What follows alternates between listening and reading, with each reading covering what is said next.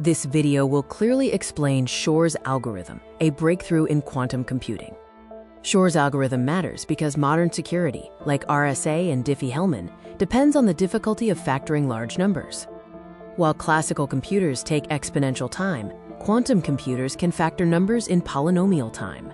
The classical problem is simple. Given a large number n, find its prime factors.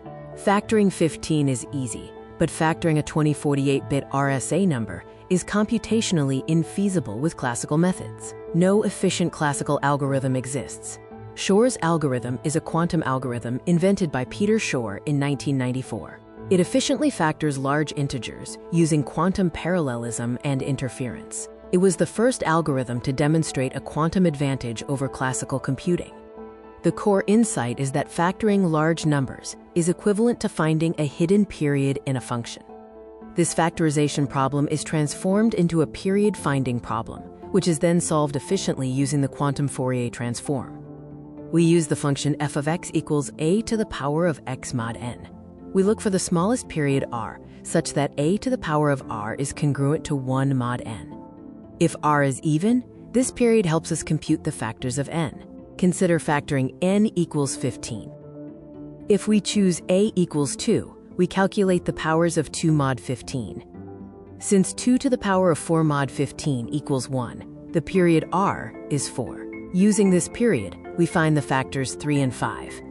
This scene highlights the distinct roles played by classical and quantum computing within the algorithm. Quantum parallelism is key.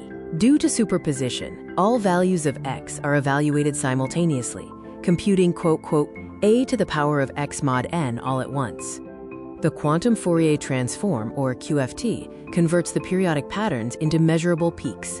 Like finding a rhythm in noisy music, the measurement ultimately reveals the period r.